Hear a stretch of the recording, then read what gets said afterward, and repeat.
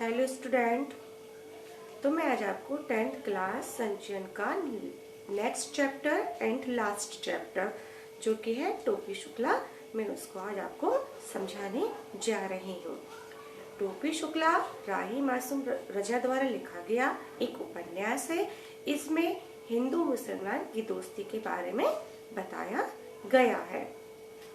यहाँ पर टोपी शुक्ला हिंदू है और यहाँ पर उसका जो दोस्त है इरफान, वो मुसलमान है। बहुत ही अच्छे तरीके से यहाँ पर दोस्ती के बारे में बताया गया है कि जब किसी दो के बीच दोस्ती होती है तो उनके बीच धर्म कभी नहीं आता। तो टोपी शुक्ला जो कि इस प्रकार है, मैं आपको आज समझाने जा रही हूँ। टोपी शुक्ला जो कि मैंने पहले भी बोला है, एक हिंदू परिवार से बिलोंग करता है। बचपन में जब टोपी शुक्ला चौथे दर्जे मतलब होता है 4th क्लास की पढ़ाई कर रहा था तो उसकी मुलाकात इरफान से हुई। किससे हुई? इरफान से हुई। इरफान जो है मुसलमान परिवार से है। टोपी की यह पहली दोस्ती थी। छोटी क्लास में था तो दोस्ती ये पहली थी, अच्छी वाली दोस्ती पहली थी। दोनों में इतनी गहरी मित्रता हुई कि टोपी अक्सर इरफान के घर चला जाता था। दोस्त जो हो जाते हैं तो अक्सर दोस्त एक दूसरे के घर जाते ही हैं।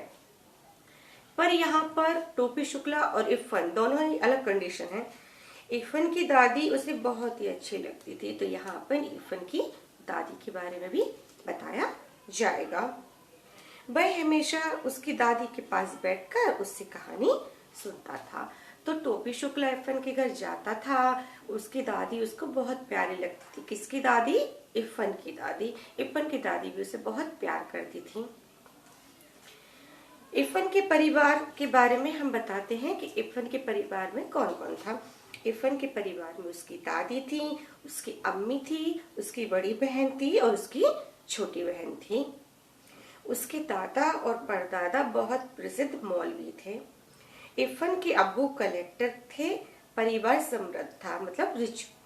सारे परिवार में इरफान को अपनी दादी ही अच्छी लगती थी। टोपी शुक्ला को भी इरफान की दादी अच्छी लगती थी और इरफान को भी अपनी दादी अच्छी लगती थी। वह हमेशा उसे कहानियां सुनाती थी। इरफान की दादी पूरब की रहने वाली थी। शादी उनकी लखनऊ में हुई थी। तो लखनऊ जब आई तो उन्हें कई असुविधाओं का सामना करना पड़ा। असुविधाएं कैसी, इसमें बताया जाएगा। इरफान के दादा जो मौलवी थे, घर में अनेक तरह के बंधन थे। दादी एक जमींदार की बेटी थी, भरे भरे घर से आई थी। खूब दूध दही खाया पिया था, मगर लखनऊ आकर तो इन चीजों के लिए वो तरस गई थी। शादी ब्याह में गाने बजाने का उनको बहुत शौक था, मगर मौलवी के घर में इन सब बातों की मनाही थी। मतलब जो लखनऊ में जो उनके दादी की शादी हुई थी तो उनके घर में कई तरह के बंधन थे और जहाँ दादी का मायका था वहाँ ऐसा कुछ नहीं था, तो उनको ऐसे माहौल में रहने की आदत नहीं थी। अब आता है किसका परिवार? टोपी शुक्ला का परिवार। ये जो हमने बताया ये है आपका इरफान का परिवार। अब मैं आपको बताती हूँ टोपी शुक्ला का परिवार। बलभद्र नारायण शुक्ला, ये टोपी का पूरा नाम है। उसके परिवार में भी उसकी दादी, माता पिता और 2 भाई थे। यहाँ पर उसके 2 भाई थे, इरफान की 2 बहन थी। फिर क्या है था, वह उनके घर में भी अच्छा खासा व्यवसाय था उनके पिताजी का, टोपी शुक्ला के, और परिवार जो था हिंदू था। टोपी ने एक दिन जब इरफान के घर से एक शब्द सीखा। कौन सा शब्द था बेटा? वो था अम्मी। अम्मी किसको? माँ को बोलते हैं। अम्मी शब्द सीखा और खाने की मेज पे टोपी शुक्ला के परिवार वाले मिलकर खाना खा रहे थे। तो मेज पर वो बैठे हुए थे खाने के लिए, तो उसने माँ की जगह अपनी माँ को क्या बोल दिया? अम्मी। ऐसा शब्द सुनकर तो घर में तूफान आ गया। उसे बहुत डांटा गया टोपी की दादी सुभद्रा देवी। तो यहाँ पर टोपी शुक्ला की दादी का नाम तो आया है सुभद्रा देवी। बड़ी कड़क मिजाज की थी। कड़क मिजाज मतलब बहुत ही तेज थी, बट टोपी को कतई अच्छी नहीं लगती थी। छोटे बच्चे को वैसे भी ज्यादा तेज स्वभाव वाले कोई भी अच्छे नहीं लगते हैं। अब जो यहाँ पर बताया गया था इरफान की दादी का जो स्वभाव था बिल्कुल अलग था। वो है ना बहुत ही प्यार से बात करती थी, पूरब की रहने वाली थी, इसलिए थोड़ी सी गंवार बोली बोलती थी। तो क्या होता था, उनको कभी कभी इस बात पर डांट पिट जाती थी। लेकिन इरफान को और टोपी शुक्ला को उनकी इसी बोली से बहुत मजा आता था। यहाँ पर टोपी की दादी और इरफान की दादी का दोनों ही अलग अलग स्वभाव है। फिर क्या होता है, वो अम्मी शब्द बोल देता है, फिर तो समझ सकते हो क्या हुआ होगा। मुन्नी बाबू जो था उसने बताया। मुन्नी बाबू कौन है? टोपी शुक्ला का बड़ा भाई है। मुन्नी बाबू ने बताया कि टोपी उनके घर एक दिन कबाब भी खा रहा था, तो टोपी की मम्मी ने उन्हें बहुत पीटा। वास्तव में मुन्नी बाबू ही बुरे थे, मतलब वो खुद ही झूठ बोल रहा था, ऐसा कुछ नहीं था। मगर टोपी ने उसकी कभी शिकायत नहीं की। उसकी भी कई गलतियां पकड़ में आ जाती थी, लेकिन वो कभी भी शिकायत नहीं करता था। उसका सारा गम वो इरफान के साथ बैठकर ही बांटता था। दोनों दोस्त अक्सर सुख दुख साझा कर लिया करते थे। और टोपी शुक्ला का छोटा भाई था, वो तो पढ़ने लिखने ही नहीं देता था, उसकी किताबें कॉपियां फाड़ देता था। बड़ा परेशान था वह। टोपी को अपनी दादी से कोई लगाव भी नहीं था, क्योंकि हरदम किसी बच्चे को डांटते रहते हैं तो बच्चे को उससे प्रेम नहीं रह जाता है। वह तो इरफान की दादी को बहुत चाहता था। इरफान की दादी प्यार करती थी और सच्चा प्यार करती थी। जब इरफान की दादी का देहांत मतलब मृत्यु हुआ तो वह बहुत उदास हो गया। उसने इरफान से कहा, तेरी दादी की जगह मेरी दादी क्यों नहीं मर गई? और दोनों उस दिन बहुत रोए।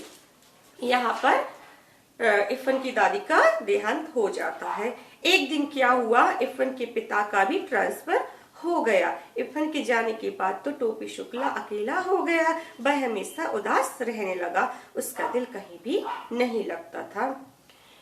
इरफान के घर जाने की टोपी शुक्ला को बहुत ज्यादा आदत पड़ गई थी, लेकिन इरफान के पापा का ट्रांसफर हो गया और वो चले गए।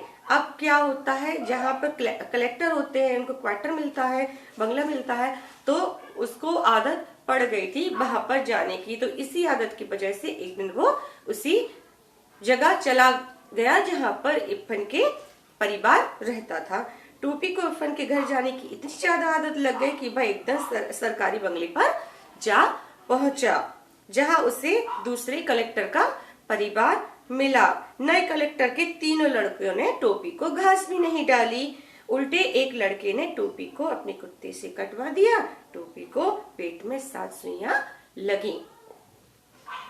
घर बाहर से उदास टोपी को घर में नौकरानी भली लगती थी। वह बूढ़ी नौकरानी उसका दर्द समझती थी, इसलिए वह अक्सर टोपी को समझाती और प्यार करने लगती। टोपी भी उसकी आंचल की छाव में सारा दुख दर्द भूल जाता था। टोपी शुक्ला 9वीं कक्षा में 2 बार फेल हो गया था। एक बार घर के कामों की वजह से नहीं पढ़ पाया, तो दूसरे साल उसे बुखार आ गया।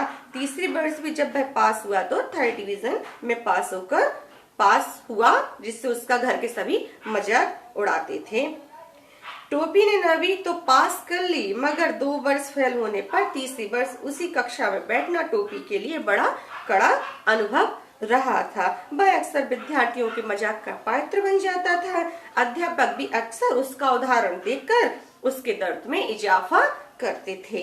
टोपी को उनकी बातों से बड़ा दुख होता था। सारे छात्र उससे उम्र में भी बड़े थे, अतः उससे कोई भी दोस्ती नहीं करना चाहता था, जिससे वह अपने दिल की बात भी कभी किसी को नहीं बता सकता। तीसरे वर्ष टोपी ने निश्चय कर लिया था कि चाहे बुखार हो या कोई भी परेशानी आ जाए, उसे तो पास होना ही है। उसी वर्ष उसके पिता चुनाव में खड़े हो गए। उन्हें चुनाव में तो सफलता नहीं मिली, लेकिन टोपी के लिए घर का वातावरण पढ़ने लायक नहीं रह गया। फिर भी उसने मेहनत की और 3rd डिवीजन से वह पास हो गया।